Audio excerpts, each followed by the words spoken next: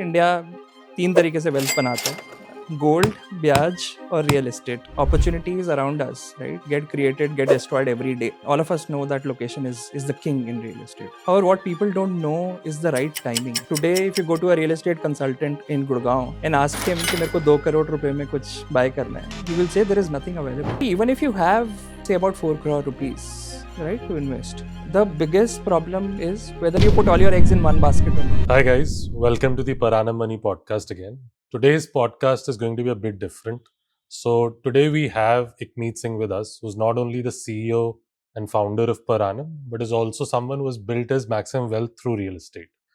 Now, he is 38, but I say this that he has over 60 years of experience in real estate investing because his father also has built maximum wealth via real estate.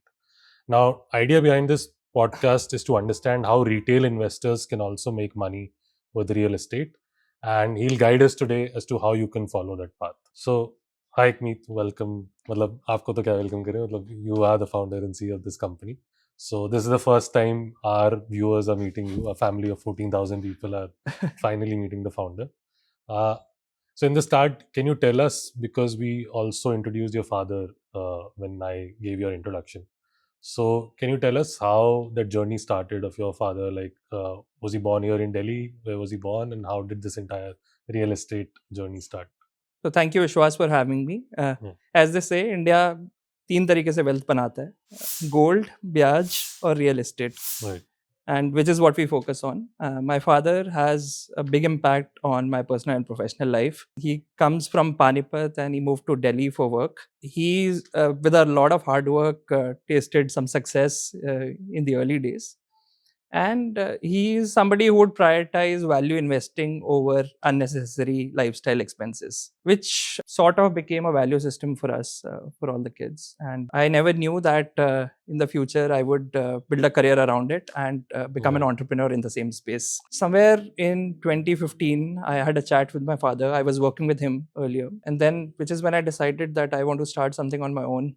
I had a very candid discussion with my father where he mentioned that you don't have to be here because you have to be, because you're the only son.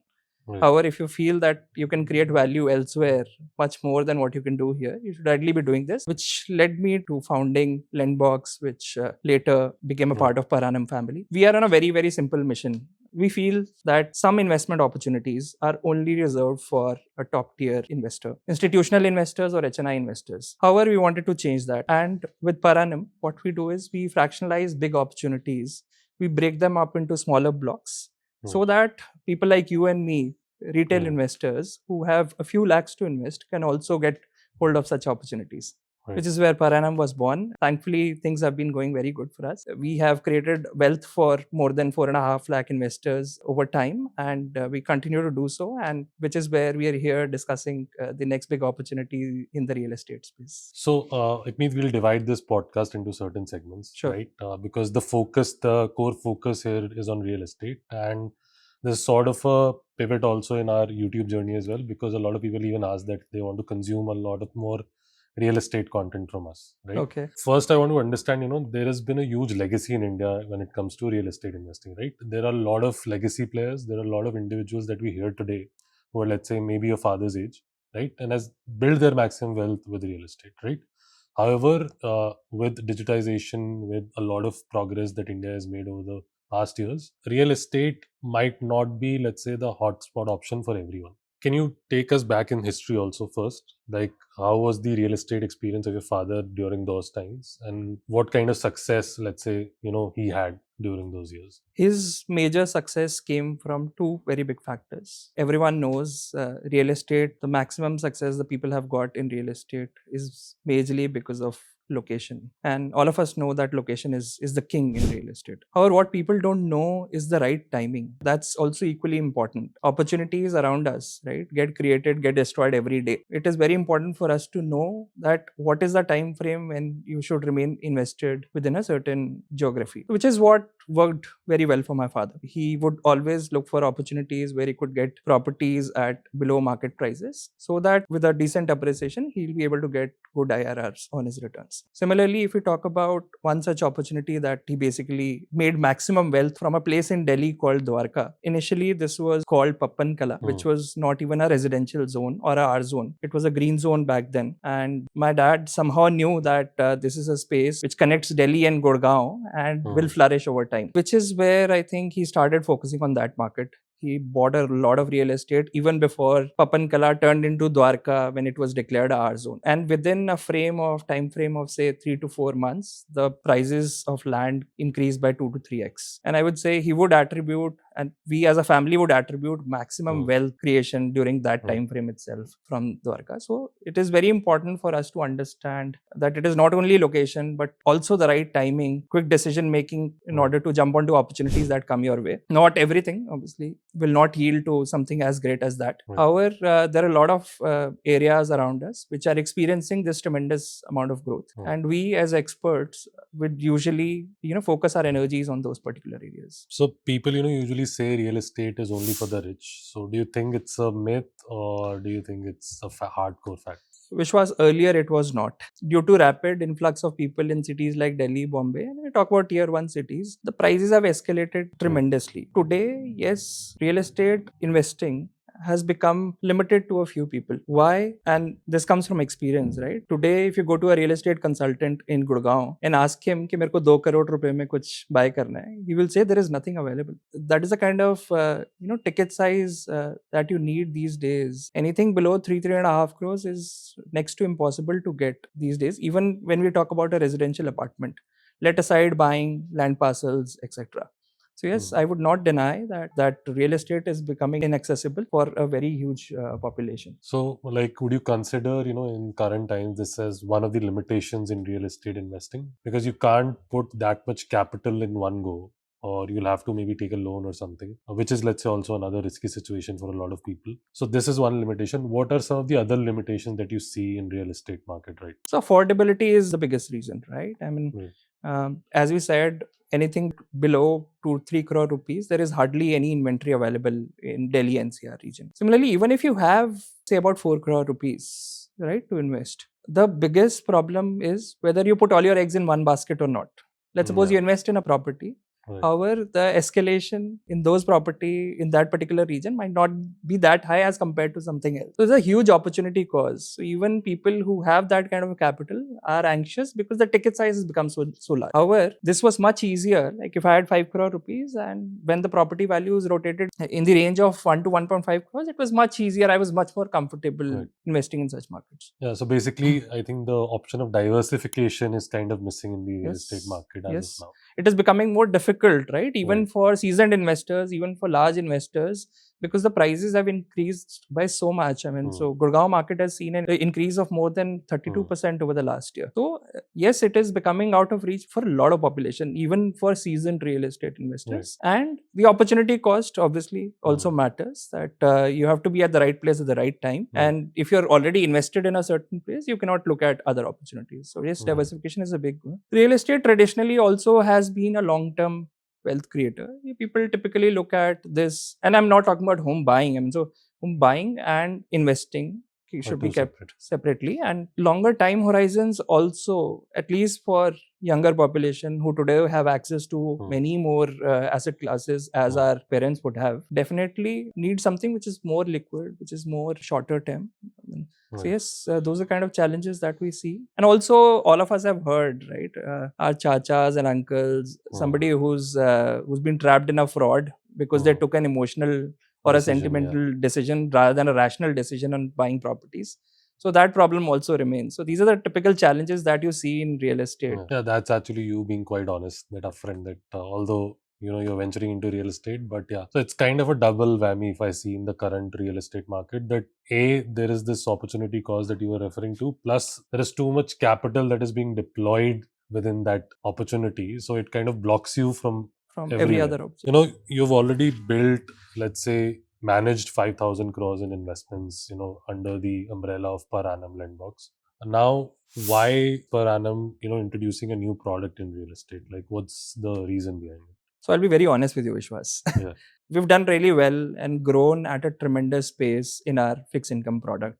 We've been able to consistently generate anywhere between 11 and 13% annualized returns for almost 5 lakh investors. However, we still have to turn away about 70% of the investors who come to us because what we do today is more of concept selling. There is a piece of paper that you have to rely on today in order to make investments. Almost 2/3 of the people who come to us assume that there is some underlying asset which will be attached to their investment. However, this is something that we don't do currently. A lot of population does want a product which comes with an underlying asset, even if it comes with lower returns. However, we thought real estate is a space which comes with that kind of asset security. Plus, it can generate upwards of 18 to 20% returns if done right, which led to the birth of Estates by Per Annum, which is a fractional real estate platform which is going to focus on residential under construction projects. We take care of everything on behalf of users, entry, right, exit, managing the paperwork, managing the property, and taking care of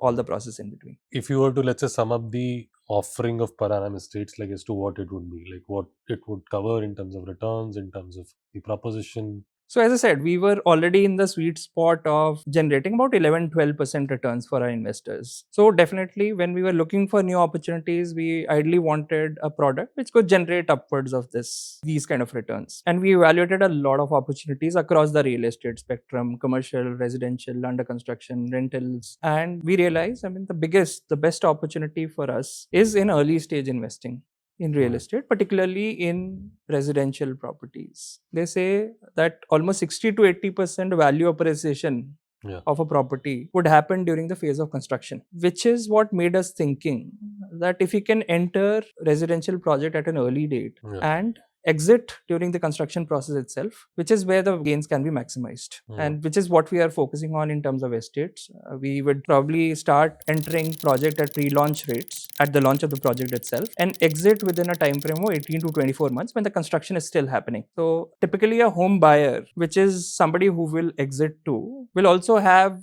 something to see, which is very important for a home buyer, that he wants to see something physical. So usually this brings an opportunity for investors to come in early who are looking at it primarily from a gains perspective rather than from an ownership perspective. So we feel this is the best opportunity for us to be. We are aiming for at least 18 to 24% returns in this space. And I have done that personally. My family has done that personally. And I feel there is a lot that our community can also benefit from this. So it's sort of a, if I were to sum it up, it's sort of a done for you kind of a thing, wherein a normal retail investor would go out in the market, he would look for several options, he would educate, he would, collect data from all the realtors and then make a final decision, which he's still not confident about.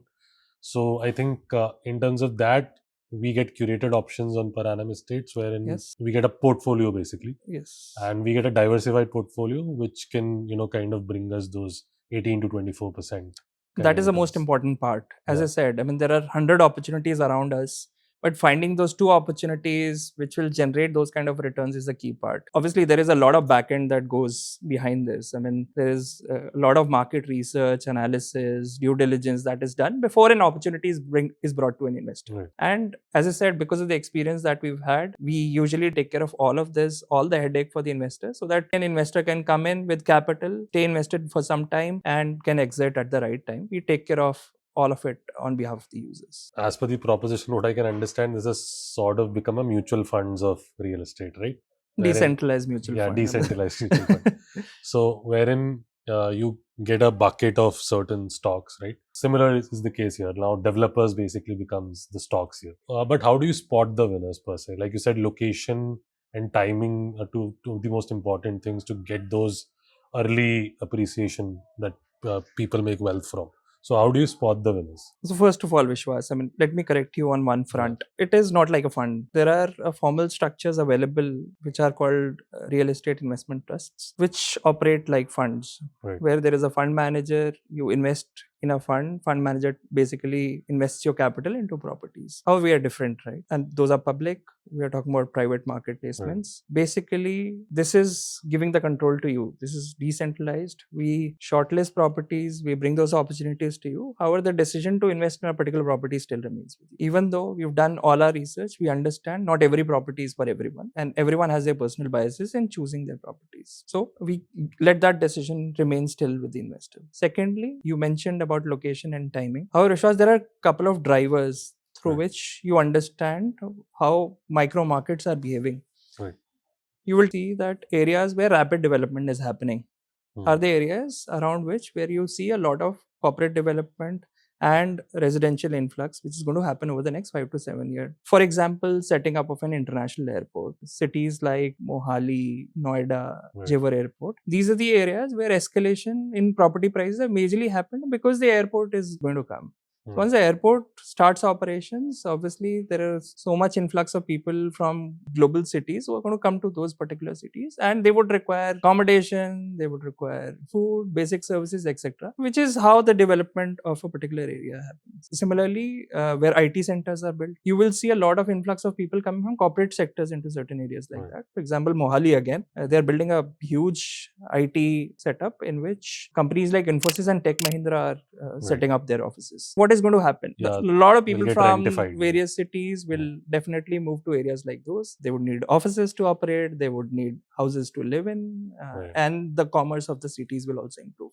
This is where the actual growth happens. So we are a growing country at the end of the day, right? And that is why I said, micro market, you have to identify the micro markets where the growth is going to happen maximum. And yes, opportunity cost plays the biggest role here. There will be a lot of portfolio creation around these high-rise estates. So what kind of builders or let's say properties you would choose in your portfolios? When we tell people that returns will be in the range of 18 to 20% annualized, people typically assume that we are talking about very small or mid-size or local developers. However, that is not true. What we are basically trying to do or work is with tier A developers. The names that I've heard of, DLFs, Godrej, Hero Homes, down in Bombay like Lodha, Sobhas, and in Bangalore like Embassy, etc. So those are the kind of developers that we're talking about. We're only going to focus on grade A developers who have very clean past of delivering delivering quality projects, not just projects. So which is where we are typically focused on. We've seen that projects that are delivered well yield the maximum returns, and which is what our focus is. So we will look for opportunities which are high growth in terms of location, but never do we want to compromise in terms of the kind of developer that we're going to work with in order to gain for an alpha of another 3-4% annualized. That is a bet that we are not willing to.